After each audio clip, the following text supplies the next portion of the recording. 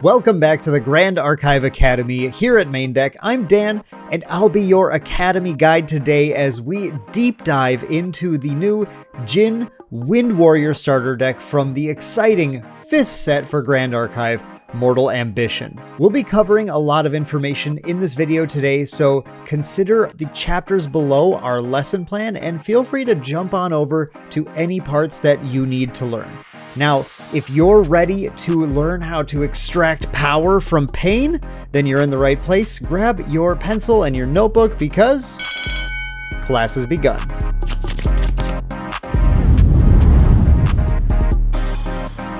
To begin our lesson for the day, let's make sure you're all in the right place. Mortal Ambition, Grand Archive's 5th booster release, focuses on the Romance of the Three Kingdoms inspired world of Sanguo, and it features 2 new starter decks that mark a perfect place to jump into the game. Now, in the description and at the end of the video, we're going to have a link to friend of the channel Eva Plays Stuff video covering the other starter deck, the Water Mage Kongming. But in this video, we're going to be diving deep into the Jin Wind Warrior Starter deck, which also introduces Exia, a new advanced element that turns your damage into strength. This Wind Warrior deck plays pretty firmly as a mid-range deck that likes to be the aggressor. This means that while you'll want to level into the late game to unlock your game-ending advanced element cards, you're also highly incentivized to play allies to the board and use attack cards to continue to push damage, just like you'd expect from a warrior. Once you get to the late game, powered by Jin's Exia cards, you'll unlock the ability to play some of the most powerful attacks and equipment in the game, all at the cost of Jin's life. But not to worry, the strength of a warrior is in his tenacity, as Jin's extremely unique level 3 cannot die outside of his end phase, meaning he's always got at least one more turn to claim victory from the jaws of defeat, or to find some truly massive recovery to staunch the bleeding. Of the 2 new starter decks, the Jin deck is much more straightforward than the Kongming deck. Its ally and attack-based strategies are easier to figure out and very satisfying to play, while its high-risk, high-reward endgame can provide an exciting gamble and is perfect for players who love really big numbers. Now, let's dive into how it works. Within these decks, new ideas from Mortal Ambition will collide with older, returning mechanics from previous sets. To set you up for success on your academic journey, we're going to go over both the old and the new concepts that you'll be exposed to in the Jin starter deck. First, some of the returning mechanics you'll see in this deck include Inherited Effect. On Jin's level 1 champion card, you'll find an Inherited Effect. Inherited effects are effects that remain active even when you level to higher champion levels. As long as this card is within your lineage, you will always have access to its inherited effect, even when your top champion card is Jin's level 2 or 3. Floating Memory. During your Materialize phase, you can banish any number of cards with Floating Memory from your graveyard to pay for that much of the memory cost of the card you're materializing. Make sure to do this before randomly banishing anything from your memory to pay for the rest of the cost, if needed. And watch out for class and level bonuses on your Floating Memory. Your champion must currently meet the requirement listed in order to use the Floating Memory. Unblockable. Unblockable attacks cannot be intercepted and ignore taunt as well. These attacks can freely target the opposing champion and allies can't stand in their way. Recover. Recover will always have a number attached to it, and it allows you to remove that much damage from your champion. If an effect would cause you to recover more than the amount of damage you have taken, you remove as much as you can. Intercept. Intercept allows a unit to redirect an attack towards your champion to the Awake Interceptor. This does not rest the unit, but if you choose to rest the unit to retaliate and deal damage back to the attacker, rested units are unable to intercept attacks. Note that you cannot intercept attacks that are directed towards your allies, only your champion. Cleave. Attacks with Cleave will deal their damage to all opposing units, meaning your opponent's allies and your opponent's champion. An attack card with Cleave can be used on its own, or it can still be used with a weapon if you'd like. And when you do, the total power of the 2 will be dealt simultaneously to all opposing units. Because they are hitting all allies and the opponent's champion, attacks with Cleave cannot be intercepted and ignore taunt. And if a weapon is used with the attack, only one durability counter is removed no matter how many units are hit. Your cleave attack will only trigger any on-attack abilities once, but any on-hit abilities will trigger for each unit hit, and on-kill abilities will trigger for each ally killed by the attack. Immortality. A unit with immortality cannot die.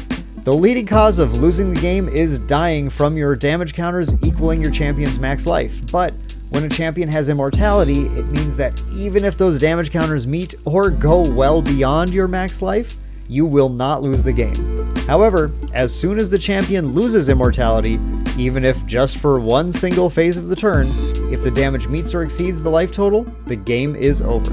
Next, let's talk about the new keyword that you'll see in this deck. Damage X+.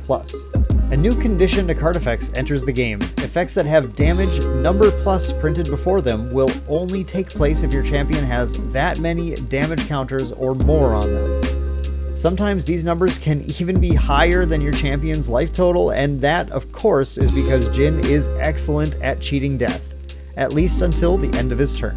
Now let's dive into the deck list and look at each card in detail. The full deck list is displayed here on the screen. You'll get a full 60 card deck and 12 card material deck built for you already. As a quick but important note, there's a rare chance that your level 3 Jin will be replaced by a textured foil, signature stamped CSR level 3. These CSR cards are very valuable, so make sure to have a card sleeve handy if you are lucky enough to find one inside of your deck. Now let's dive into each card individually, starting with the material deck. Your game starts with the basic Spirit of Wind, allowing you to draw 7 cards and enabling the Wind element. Jin's champion levels provide a clear direction for the deck. Jin is a polearm user, and he wants to attack and lead the way for his allies. His level 1 unlocks an inherited effect, which will be active and usable on all 3 of his levels. Whenever you attack with a polearm weapon and or polearm attack card, you give +1 power to a horse or human ally you control until the end of the turn. You'll want to always have an ally out when you attack to make the most of this ability, so it's good to get them in play and protect them when you can. Jin's level 2 can be very exciting. On the turn that it enters, his next attack gets +1 power and allows him to wake himself up on attack. This allows Jin to attack twice that turn, creating some big bursts of damage when combined with some of his attack cards. Even without them, all of Jin's weapons have multiple durability, so he should frequently be able to use both attacks, and if each attack is with a polearm, he'll provide +1 to an ally he controls twice that turn as well. Try to set yourself up to use this turn to the maximum, as this is one of Jin's ways of pushing the tempo of the game in his favor. And finally, Jin's level 3 has the mind-blowing text that grants him immortality, as long as it's not the end of his turn.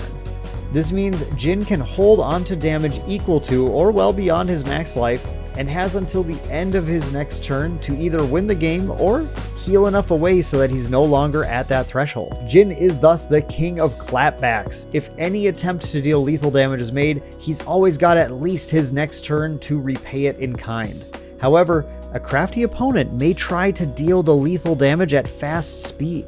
If it's dealt during his end phase, his immortality won't be in effect, so tread carefully.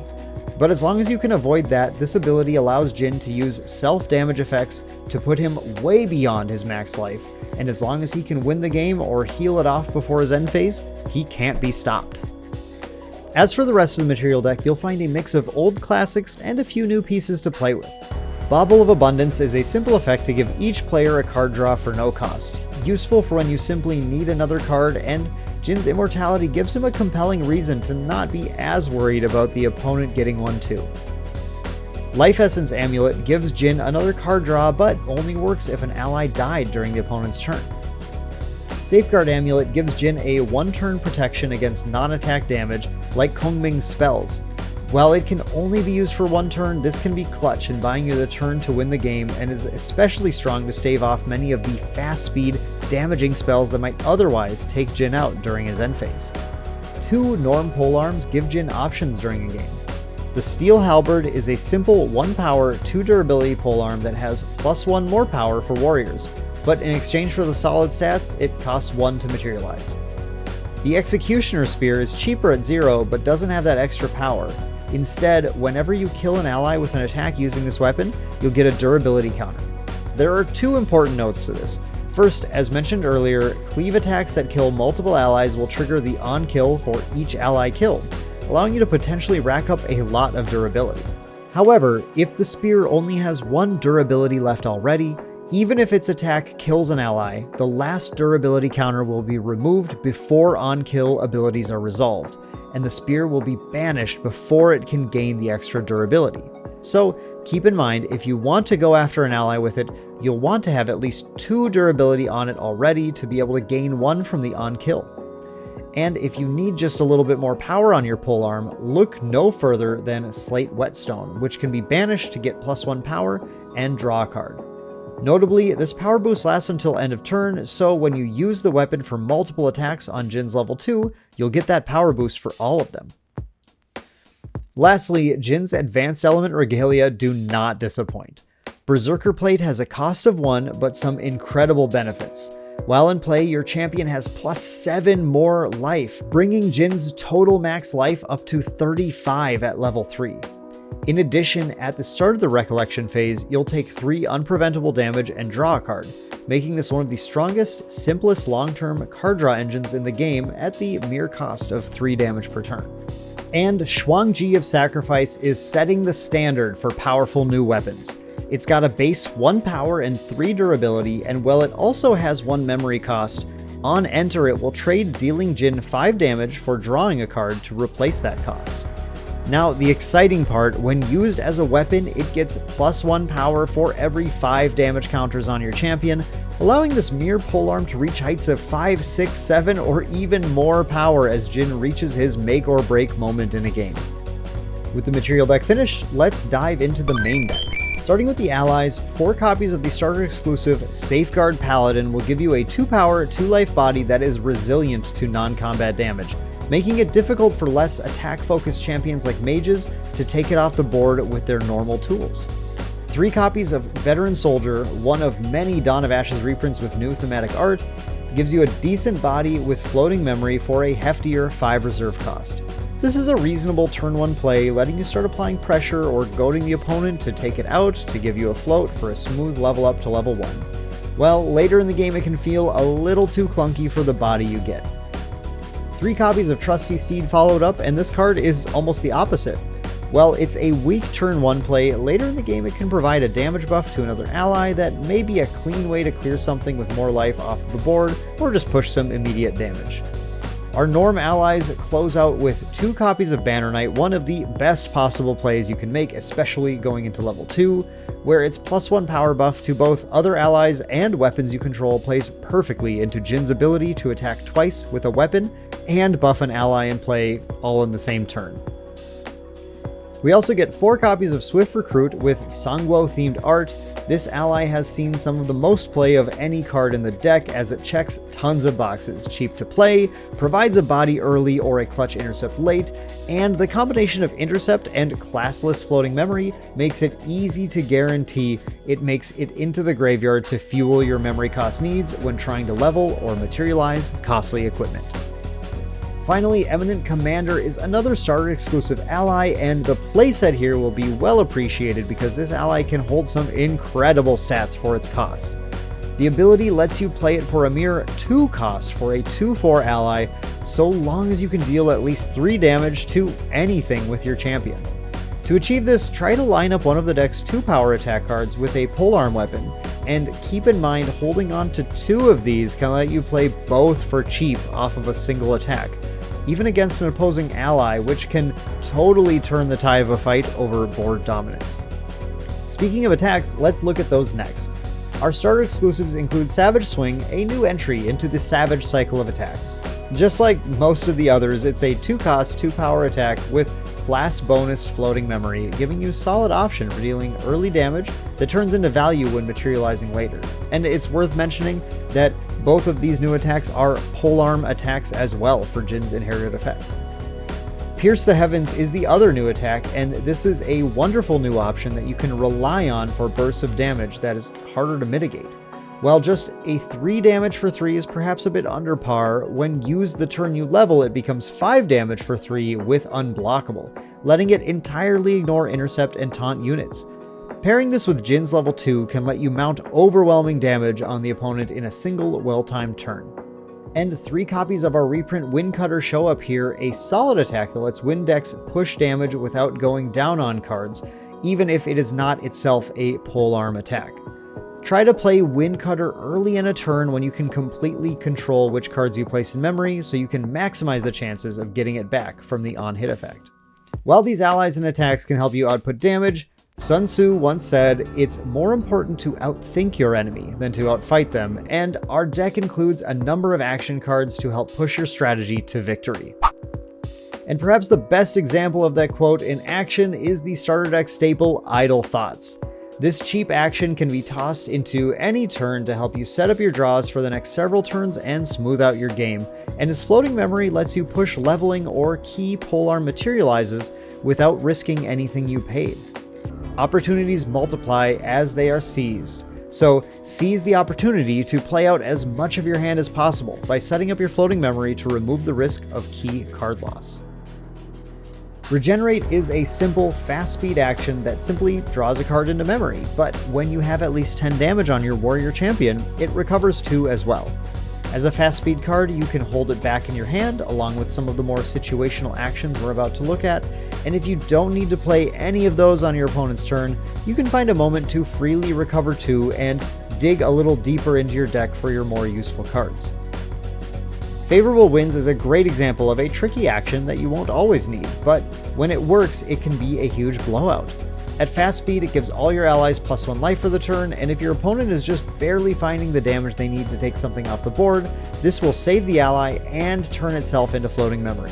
And if the +1 life won't save your ally, 2 copies of Reclaim give you another option of simply returning it to your hand while still giving you that floating memory value. When an ally like Banner Knight is the key to pushing your damage to win, saving it can determine your victory. Finally, the new card Materialize Polearm is a deceptively strong new action.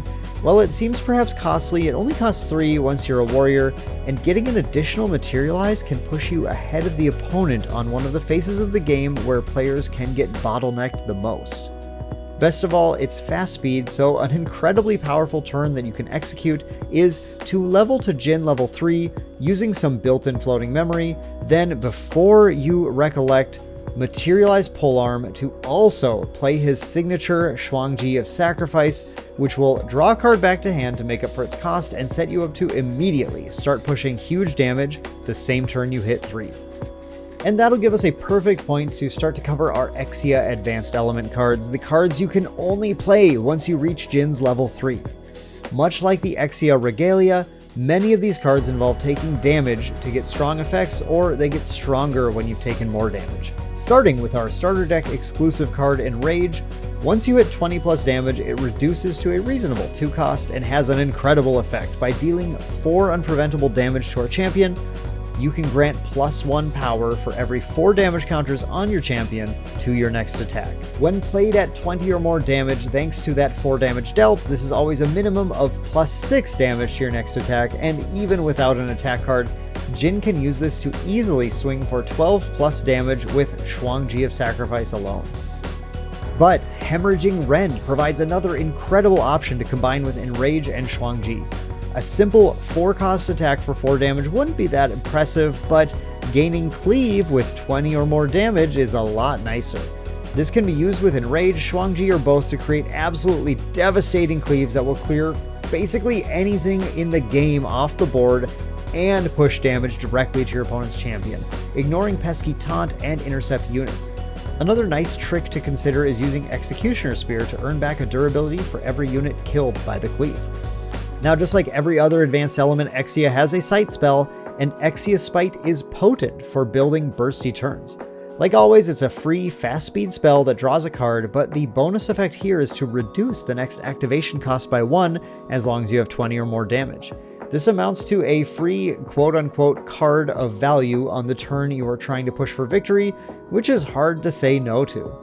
Bloodbond Bladesworn is certainly the strongest ally in the deck. Even at his basic stat line, 3 for a 3/6 is remarkable value.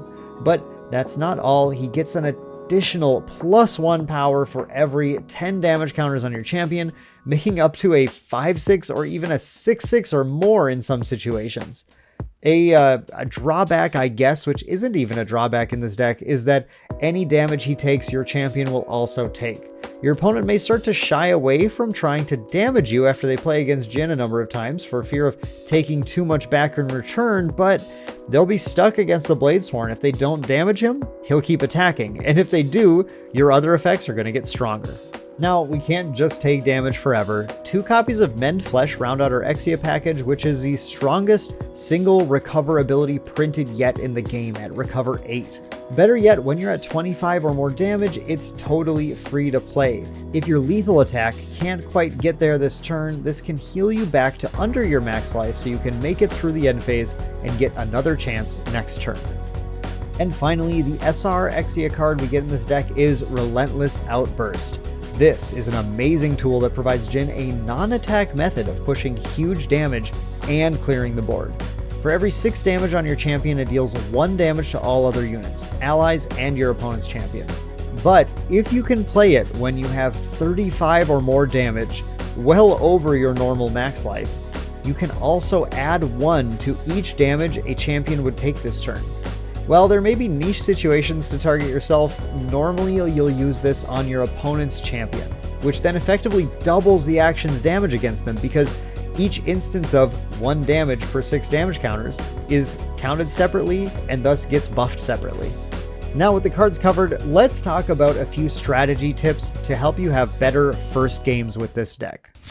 For newer players, this is one of the best decks to start with because of its fairly straightforward nature. While planning and forethought is still required, of course, it's fairly focused on how to deal the best damage possible, and the Forgiving level 3 ability will often give you that extra turn to close the game that other champions might not have gotten. In the early game, you'll want to play to the hand you have.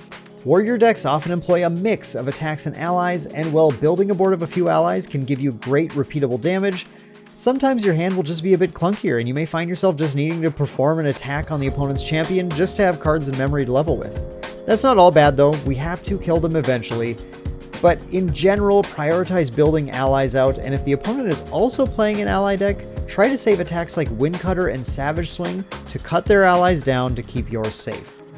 Jin's level 1 ability guides you really well in these early turns. Keep focused on the math of getting that +1 to an ally when you attack, and try to optimize where you send your attacks to not waste any damage. The Jin level 2 turn is a huge turning point for the game, so you want to be ready for it. Multiple attack cards can be trickier to play if you haven't built a good hand size, so taking a turn to materialize a polearm can give you a good option for one of the 2 attacks to ensure you can get the full value out of the turn.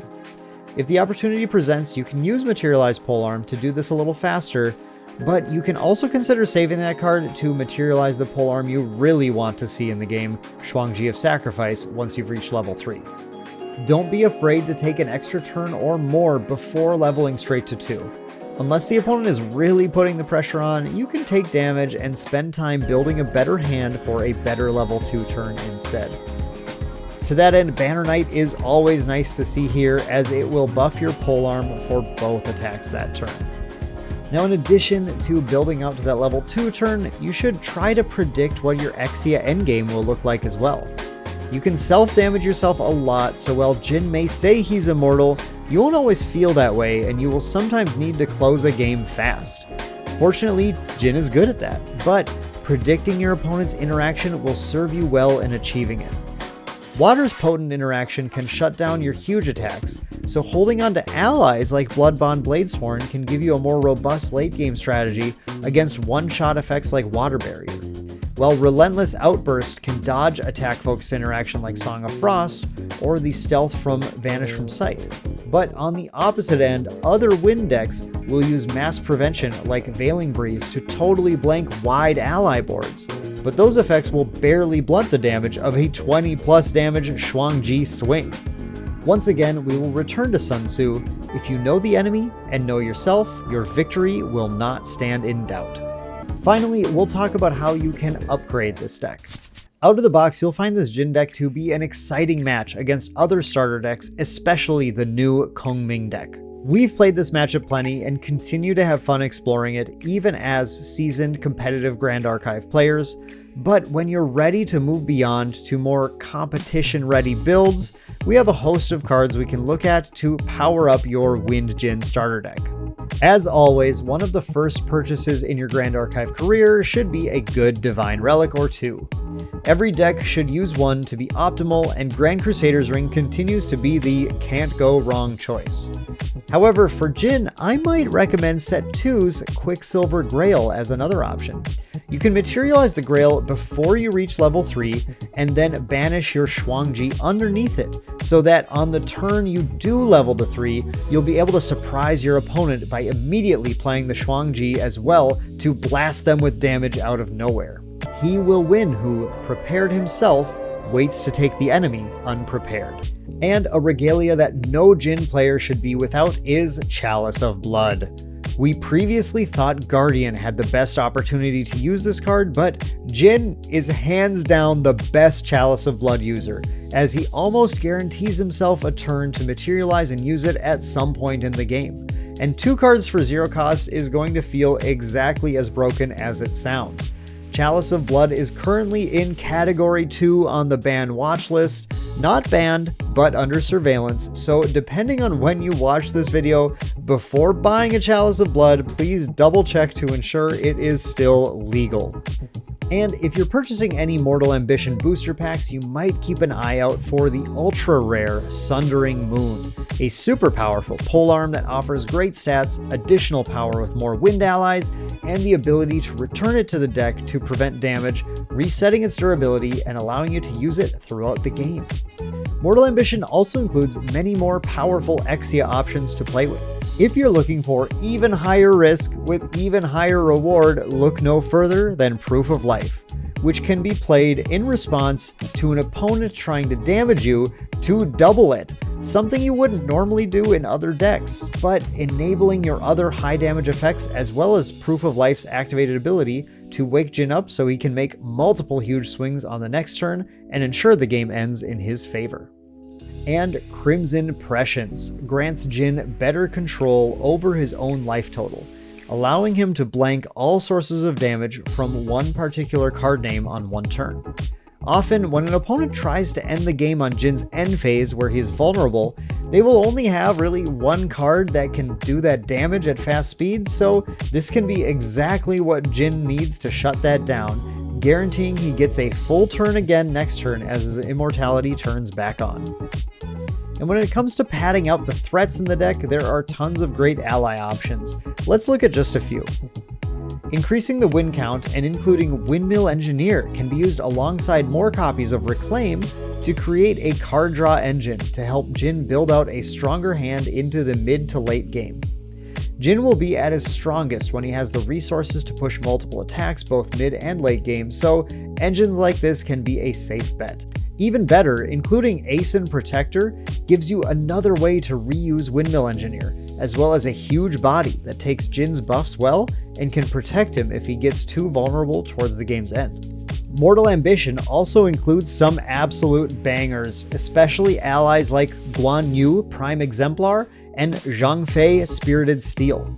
Both allies offer powerful stats for their costs and, in different ways, play well with your opponent trying to keep your allies off the board, which they'll have to do or they'll probably lose the game.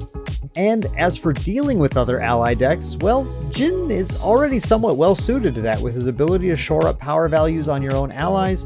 You can duly punish other ally decks firmly with Hurricane Sweep, especially powerful the turn you level to 2 with an Executioner Spear in play. And look to Mortal Ambition's Beseeching Flourish for another attack option that can help you keep your polearms flowing out of the material deck at a good rate. Regardless of how you tweak the deck, I'm sure you will love playing with the new Jin Wind Warrior Starter deck. Now, for your next class, go ahead and click on one of these 2 videos here. One of them is from our friend Eva Plays Stuff covering the new Kongming starter deck, and the other is one of our previous lessons in case you missed that class. I hope you all enjoyed this video. Thank you so much for watching, and class is dismissed.